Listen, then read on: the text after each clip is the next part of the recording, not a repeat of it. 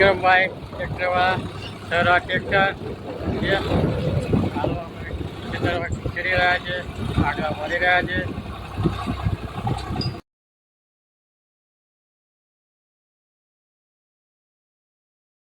જય માતાજી મિત્રો, સ્વાગત છે તમારું બધાનું ફરી આજથી આજના એક નવા બ્લોગમાં. જ્યાં આપણે આજે જઈ રહ્યા છીએ અમારા ખેતરમાં ખેતી કરવા માટે. તો જેઠ મહિનો આવી ગયો છે એટલે ખેડૂતોના દિવસો આવી ગયા કહેવાય. જેઠ મહિનો એટલે ચોમાસાની શરૂઆત કહેવાય.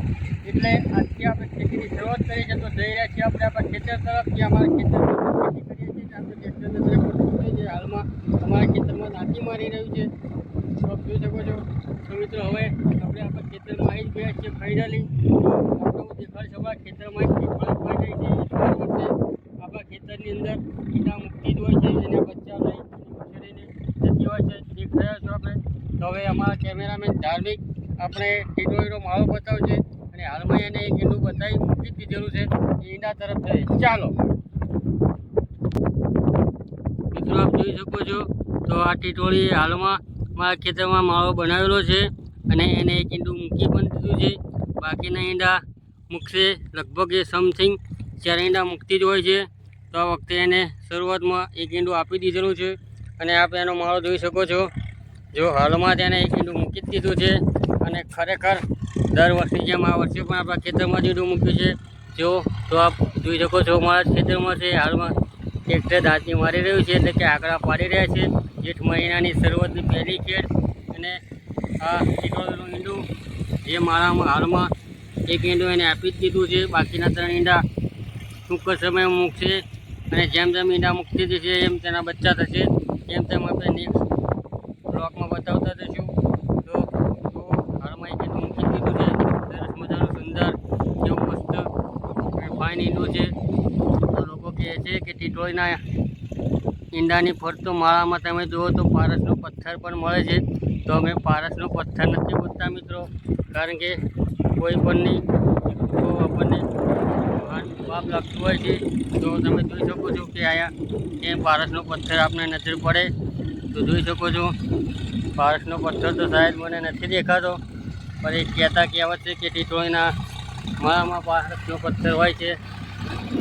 આ અમારા વિક્રમભાઈ ટ્રેક્ટરવાળા સરા ટ્રેક્ટર જે હાલો અમે ખેતરમાં કરી રહ્યા છે, આગળ વધી રહ્યા છે.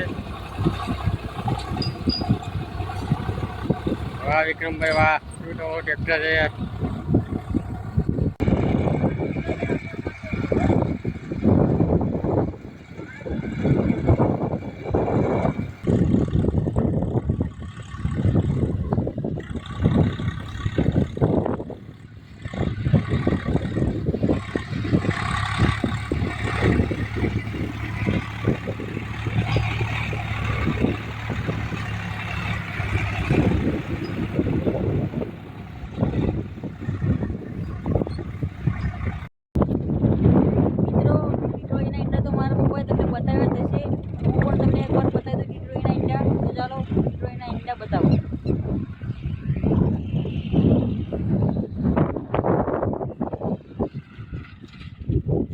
મિત્રો જોઈ શકો છો ટીટોળે એક ઈંડું મૂક્યું છે ગયા વર્ષની જેમ. તો મિત્રો ગયા વર્ષે તો આપણે વ્લોગ બનાવતા નતા કાંઈ, પણ આ વર્ષે આપણે વ્લોગ બનાવી છે. જોઈ શકો છો અમારું ખેતર છે, મારા પપ્પા ઊભા છે, ટ્રેક્ટર ખેડ કરી રહ્યું છે. હજુ મિત્રો આપણે બીજા ખેતર પણ જવાનું છે. આપણે તેનો પણ વ્લોગ શૂટ કરશું અને બતાવશું તમને આના વ્લોગમાં. બનાવી રહેજો આના વ્લોગમાં કન્ટિન્યુ. અને મિત્રો આવાનો સપોર્ટ કરતા રહેજો, લાઈક શેર સબસ્ક્રાઈબ કરી દેજો, કોમેન્ટ.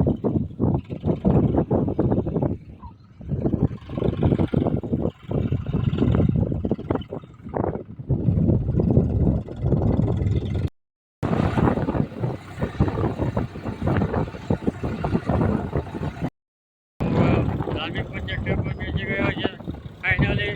એને પણ ટ્રેક્ટર પર મજા આવે છે. ભાઈ ધાર્મિક ખેતીમાં થોડોક માહિત થતો જાય છે. ભાઈ ધાર્મિક ખેતીમાં લાગી ગયો છે.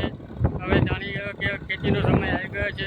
ધાર્મિક કે ચાલો પપ્પા હું પણ ખેતીમાં લાગી જાઉં. જો તમે ટ્રેક્ટર પાછળ કેવો ટીંગળાઈને ખેતી કરવાની પ્રેક્ટિસ કરી રહ્યો છે અને ખેડ પણ કરાવી રહ્યો છે ટ્રેક્ટરથી. જે અમારું ગ્રાહકો ખેતર છે તેમાં હાલ અમે આગળ વધી રહ્યા છીએ. નવા ટ્રેક્ટર 735 અને ધાર્મિક ટ્રેક્ટરની દાંતી પર ઊભો છે. ધાર્મિક લોકમાં દાદીને ઘણો પણ છે ભાઈ. ધાર્મિક ટ્રેક્ટરની પાછળ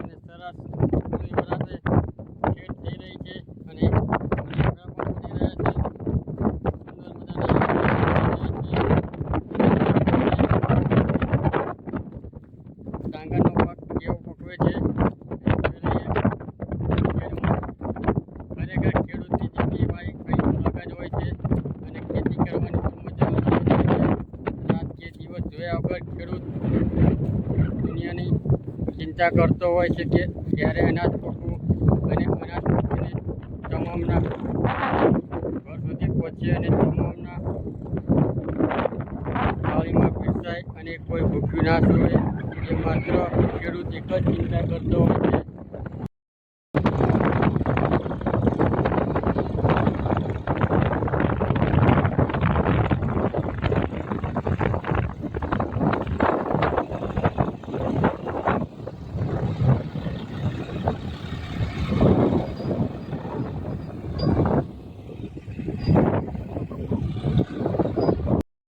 મિત્રો ફાઇનલી આપણે ભેટવાળા ખેતર આવી ગયા છીએ, જે હમણાં આપણે જવાબ આગળ આપણે આવ્યા. અત્યારે ભેટ કેવી છે મેં જે નવાગામ બારાની બાજુમાં આવેલું ખેતર છે ત્યાં આપણે આગળ વળવા આવી ગયા છીએ. જોઈએ છીએ વિક્રમભાઈ શાનદાર મસ્ત રીતે એવું ટ્રેક્ટર ચલાવી રહ્યા છે. આ 1 મહિના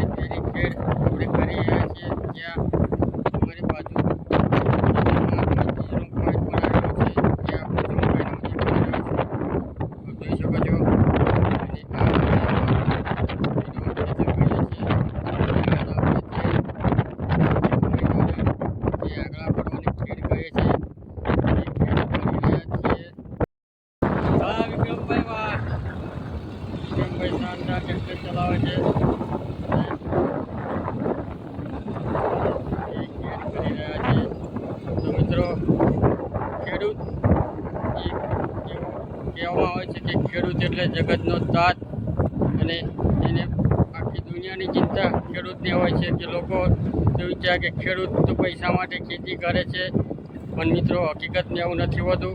ખેડૂતને એક જ ધ્યેય હોય છે કે અનાજ પકવી અને જે તમામના ઘર સુધી પહોંચાડવાની તમન્ના એમનામાં રહેલી હોય છે. કે ખેડૂત એક એવો ખેડૂત છે જે અનાજ પકવીને મંડીમાં જઈને વેચે છે.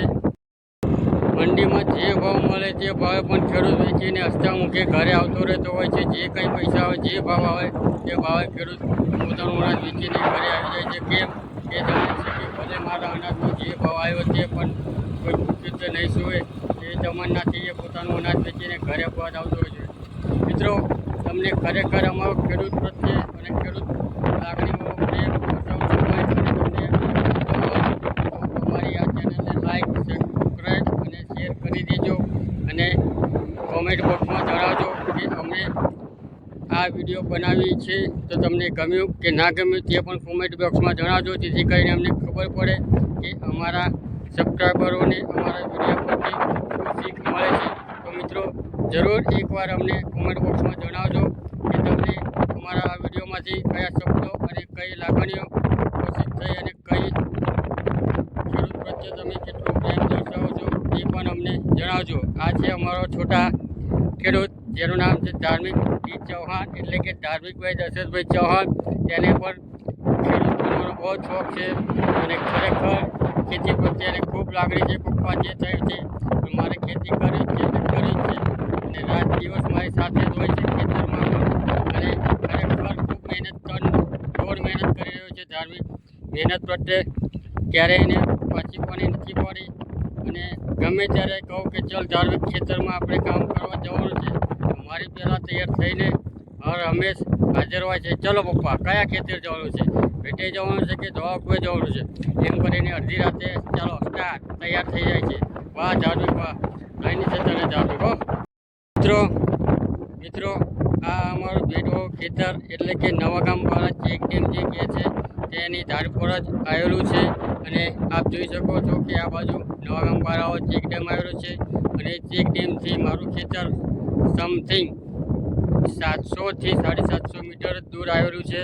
અને ત્યાંથી આપણે પાઇપલાઇન પણ નખાવી લીધેલી છે, એટલે અહીંયા કોઈ બહુ મહેનત કરવાની જરૂર રહેતી નથી. મશીન લાવી અને પાઇપલાઇનથી સીધું જ આપણા ખેતરમાં પાણી પડી જાય છે. તો આપ જોઈ શકો છો આ જે પાઇપલાઇન નાખેલું છે તેનું વાંક્યું પણ આપણે દેખાડી રહ્યા છું કે જે આ લાઈન આપણે ચેક ડેમથી સીધી જ અહીંયા લાવેલા છે, એટલે સીધું જ ત્યાં મશીન મૂકી અને હેન્ડલ મારીને મશીન ચાલુ કરે એટલે પાણી આપણા ખેતરમાં ચાલુ. એટલે આ ખેતરે કોઈ બહુ મથામારી છે નહીં, ઓછી મહેનતે જલ્દી પાક પકવીને ઘર ભેગા થઈ જવાય છે. તો સરસ સુવિધાવાળું ખેતર છે. અહીંયા આપણે પાઇપલાઇન પણ નાખી દીધેલી છે, જેથી કરીને બહુ મોટા ચોકવાની માથાકૂટ થતી નથી. અને ધાર્મિકને પણ અહીંયા આ ખેતર આવવાની ખૂબ જ મજા આવે છે, કેમ કે અહીંયા મહેનત ઓછી છે અને જલસા વધારે છે. ધાર્મિક, શું કહેવું છે તમારું આવી છે આ ખેતના ખેતર માટે?